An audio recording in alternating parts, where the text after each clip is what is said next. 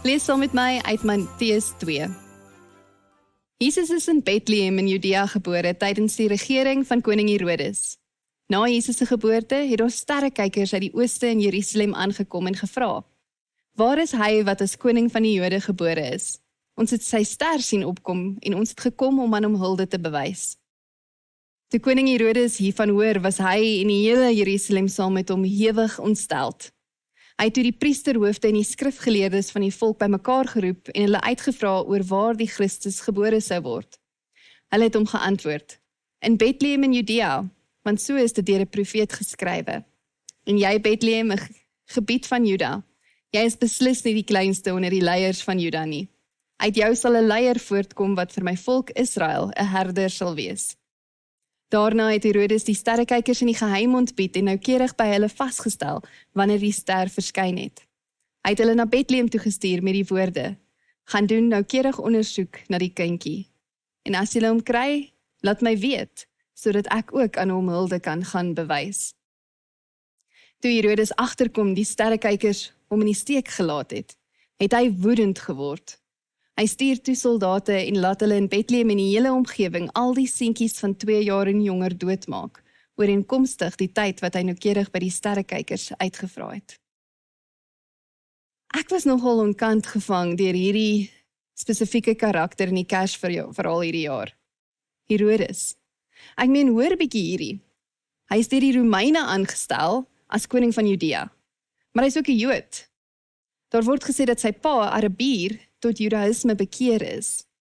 Hy het dus ten minste van God geweet en was bewus van die uitnodiging na 'n lewe saam met God.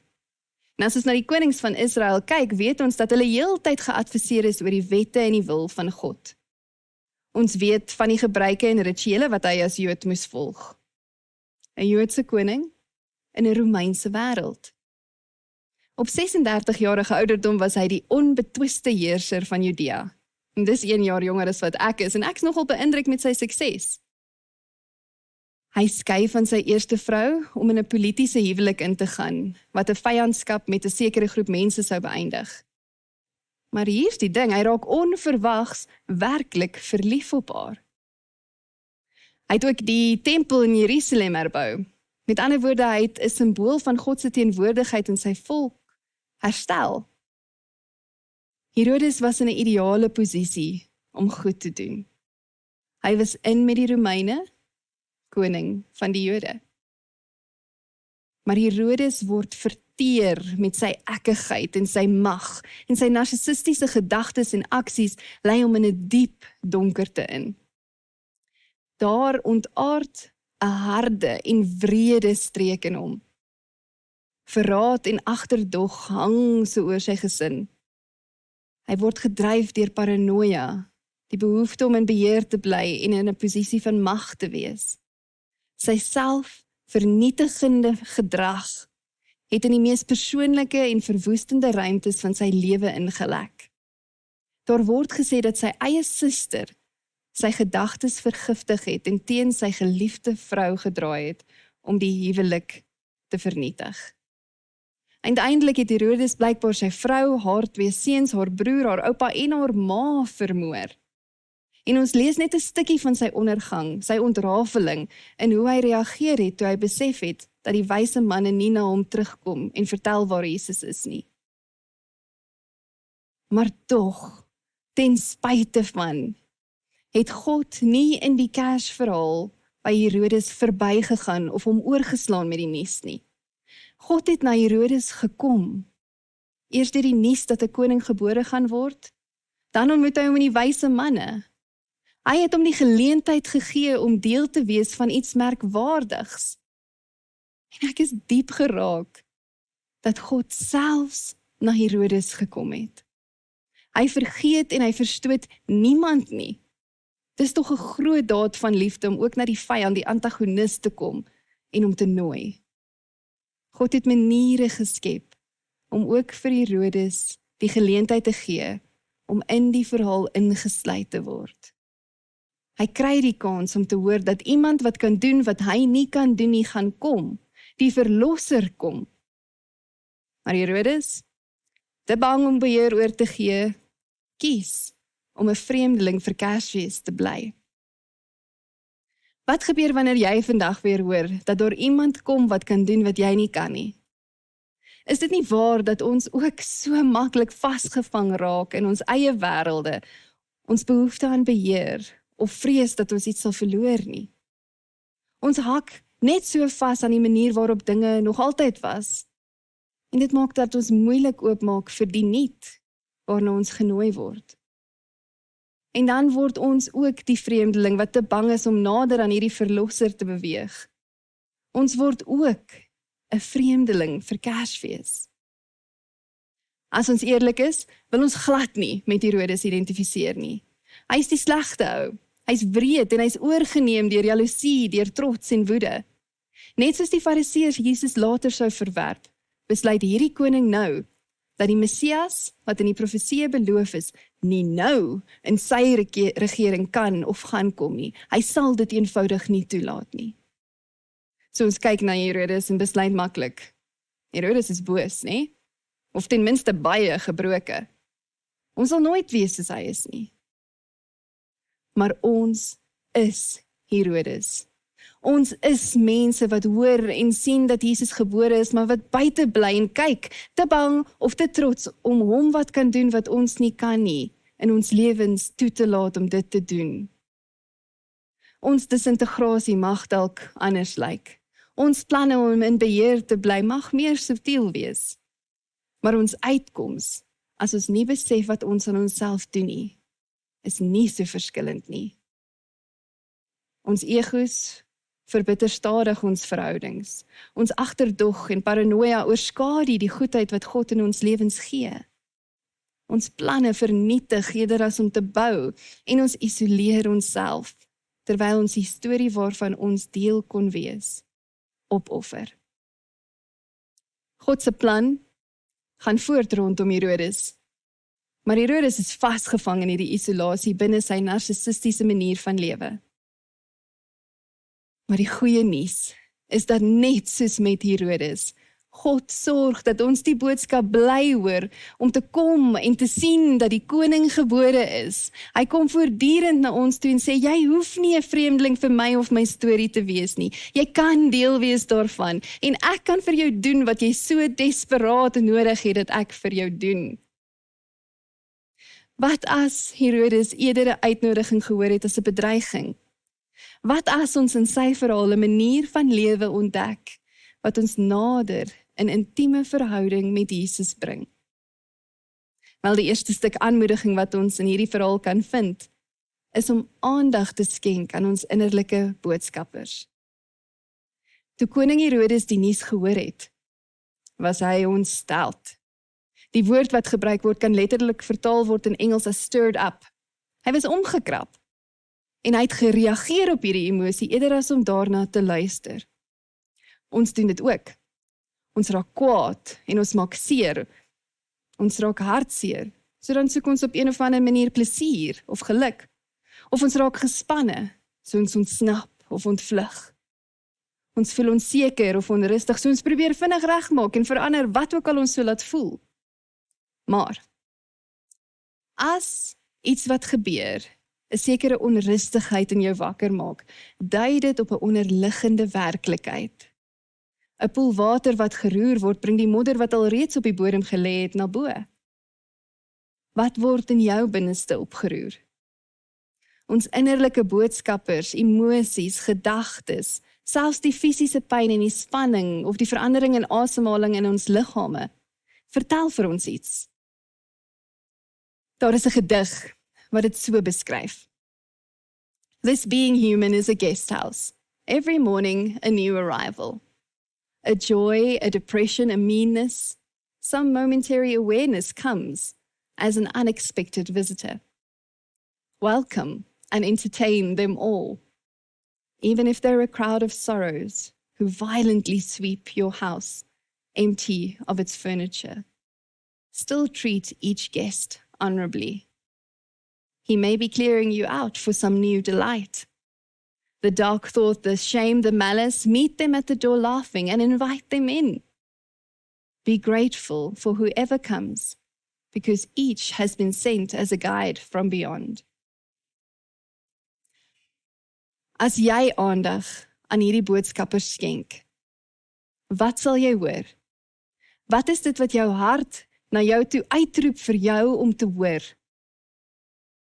My boodskappers het my al vertel ek is moeg en ek moet 'n breek vat. Hulle het al vir my gesê dat ek stil gebly het oor dinge wat nou uitdagings in my verhoudings veroorsaak. My innerlike boodskappers het al vir my gesê ek leef sonder om te besef, met die oortuiging dat Jesus net sal doen wat nodig is as ek my kant mooi bring. So die druk wat ek ervaar het, was eintlik vrees dat ek nie goed genoeg is nie. Die spanning wat ek in my lyf dra het vir my gesê, ek is oortuig dat ek moet dinge uitpleis en dan moet doen wat nodig is om dit waarvoor ek hoop te bereik. So hierdie boodskapper het vir my gesê, ek sukkel om beheer aan Jesus oor te gee. My ongemak en gebrek aan tevredenheid het vir my gesê, ek jaag die volgende opwindende ding na. So in werklikheid draai ek te dikwels nie eers na Jesus vir my diepste begeertes nie. Herodes was ongemaklik met wat hy gevoel het. Wat as hy eerder geluister het na hierdie innerlike boodskappers en gevoel het en daaroor gedink het? Wat as hy eerlik daarmee gewerk het? Dis nie net die mooi en liefdevolle, uitnodigende oomblikke wat ons na die krib toe lei nie. Dit kan ook die oomblikke van weerstand en onrustigheid wees wat hierdie reis begin. Die onrustigheid wat Josef ervaar het, is in gesprek met God gebring. Die engel het hom oortuig en sy hart te kalmeer. Hy het na die krib gegaan. Hy was nie 'n vreemdeling vir Kersfees nie. Maria het in haar verwarring en vrees uitgespreek en dit is in gesprek met God gebring. Haar hartsgesprek vloei oor in 'n loflied in. En sy was nie 'n vreemdeling vir Kersfees nie. Om na ons innerlike boodskappers te luister, kan ons help om te sien waar ons die deur na die stal toemaak en onsself buite los. Ons sien dan raak waar ons op 'n afstand staan en nie die teenwoordigheid van die ware koning kom geniet nie.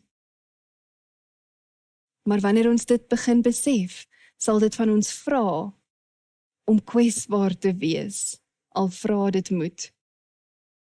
So Herodes roep sy raadgewers om te hoor wat aan die gang is. Almal wat belang het in Herodes se heerskappy is bekommerd. Hulle koning mag dalk in gevaar wees, maar ook hulle posisie mag dalk nou op wankelrige grond wees. Polities maak dit sin om hierdie probleem te bestuur. Herodes bly onwrikbaar. Hy is in beheer, maak planne en hy staan sterk. En ons sien nie dat hy na iemand draai waar hy eerlik sy vrees, onsekerheid en bekommernis deel nie. Hy roep die wyse manne in geheim. Hy is nie eerlik met hulle nie. Alles is vals, maar dit lyk goed. So ver as wat ons kan sien, is daar geen plek waar 'n opregte gesprek plaasvind nie. Daar is nêrens waar Herodes kwesbaar en eerlik is nie. Ek het oor die jaar gedink wat amper klaar is. Baie dinge het gebeur. Miskien het jy groot verlies ervaar. Iemand wat jy lief gehad het, het gesterf. Jy het jou werk verloor en probeer nog sin maak hiervan. Miskien het jou gesondheidsprobleem jou moed gebreek. Sommige van ons het groot besluite om te neem of is onrustig oor oorgange. Jy is dalk selfs oorweldig deur 'n wonderlike geleentheid. Dis bloot menslik dat jy deur hierdie dinge geraak is. Dis normaal om die tempo en die druk te voel. Jy voel heel moontlik jou hart het nog nie met jou gedagtes of lyf ingehaal nie. Miskien wil jy alles net laat oorstaan tot Januarie, maar jy weet die dinge gaan nie sommer net weg nie.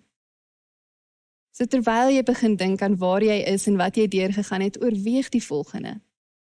Is daar iemand met wie jy 'n regte gesprek kan voer, waar jy nie voel jy moet die beste voetjie voorsit nie? Is daar iemand waarmee jy eerlik en kwesbaar kan wees? Hoe is jou gesprekke met God tans? Probeer jy hom beïndruk? Of kan jy vir hom die kant van jou wys wat jy graag anders sou wou hê?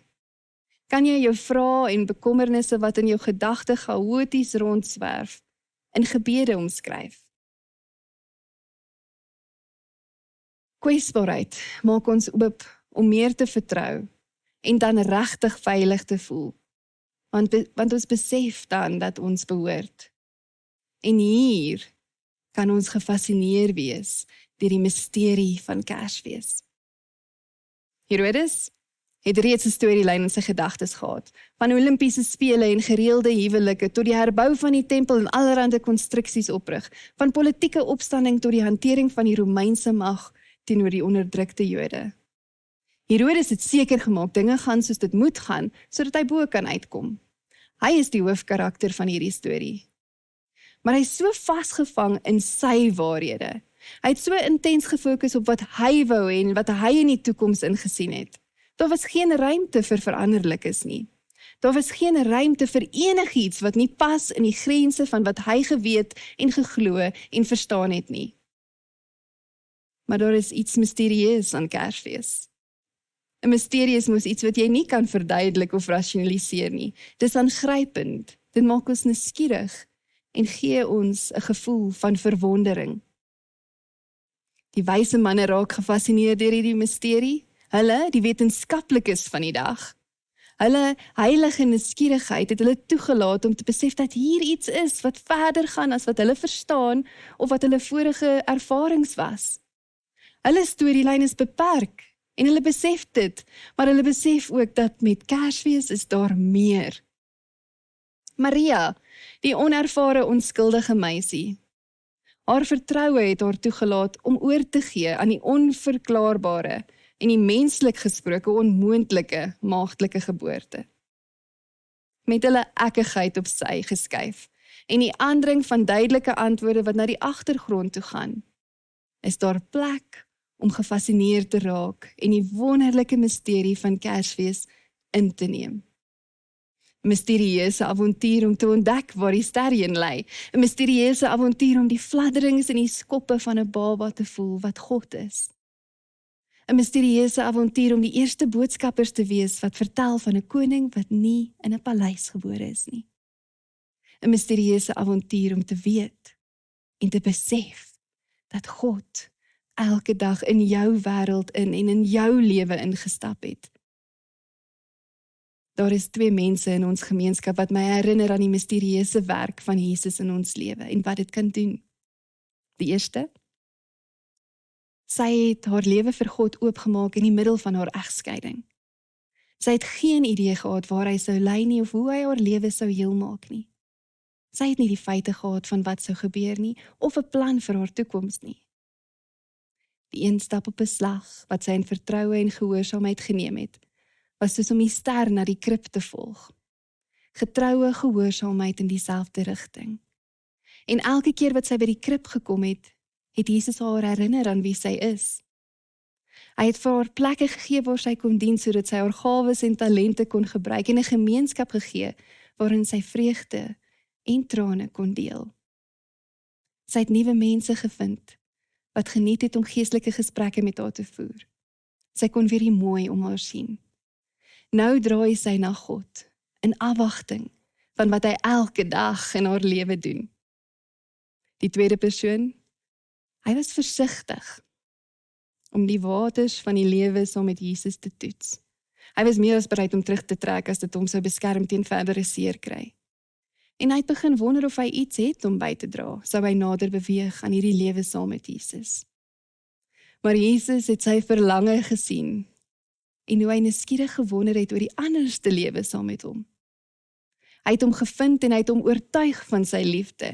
En elke keer as die persoon nee gesê het, het Jesus hom vasgehou en vir hom gesê, dis oukei, dis veilig om te waag saam met my. Nou staan hy nie meer terug nie. Hy het 'n lewe om te leef en dit is 'n groot lewe. Hy behoort, hy is aanvaar en sy lewe dra vrug. Die misterie wat ons in verhouding met Jesus ervaar wanneer ons begin laat gaan en hom toelaat om te lei, hoef nie onsekerheid te skep nie. Dit kan ons lei na groter vertroue en verwondering. Die onverklaarbare feit dat hy jou sien en jou nader nooi, hoef nie wetenskaplik verduidelik te word nie. Jy kan dit net geniet. Die feit dat jy en ek nie vergeet of agtergelaat word nie, maar ingesluit word, maak nie sin nie. Die feit dat Jesus ons aanhoudend najaag, maak nie sin nie. So moenie probeer om dit te verstaan nie. Staan net in verwondering oor sy liefde. Die ou bekende Kersfeesliedjie, Little Drummer Boy, vertel van die klein dromspelertjie wat in verwondering is oor die baba Jesus. Hy wou kom, maar hy het niks van waarde om te bring nie. Maar hy hou aan hoor, kom, 'n nuwe koning is gebore. En hy kom, en hy bring net wie hy is en wat hy kan doen. Watter kontras is dit nie teenoor Herodes, wat die vreemdeling vir Kersfees bly nie. So miskien wil jy eers na daardie liedjie vandag luister, maar hoor die uitnodiging. Kom na die krib, met al jou chaos, met jou verwarring, jou seer, die dinge waarin jy vasklou, selfs dinge wat jy nie nou verstaan nie. Met jou min of met jou geen kapasiteit nie, met jou vreugde, met jou geskenke van dankbaarheid en aanbidding, wat jy nie seker is hoe dit gaan wees nie. Kom net huis toe vir Kersfees. Jy behoort hier in die stal saam met hom, want hy het vir jou gekom. Kom ons bid saam. Here Jesus, baie dankie dat U weer en weer vir ons die nuus bring, die goeie nuus bring, dat U in ons lewe ingekom het. Here, wys ons hoe om hierdie uitnodiging aan te gryp en ja te sê en te kom en nie buite te bly staan nie. Here, gee ons die genade om te kan oorgee, dat U lei in ons lewe, dat U vir ons hand vat en dat ons saam met U gaan. Here, mag ons in verwondering staan soos wat ons kyk na die gebeure van Kersfees. Laat ons verbeelding aangegryp word deur hierdie misterie. En laat ons in dankbaarheid net kan sê, dankie Jesus, vir hierdie groot liefde. Amen. Ontvang die seën van Here. Die liefde van God ons Vader, die genade en vriendskap van Jesus Christus sy Seun, en die teenwoordigheid van die Heilige Gees is met ons. Amen.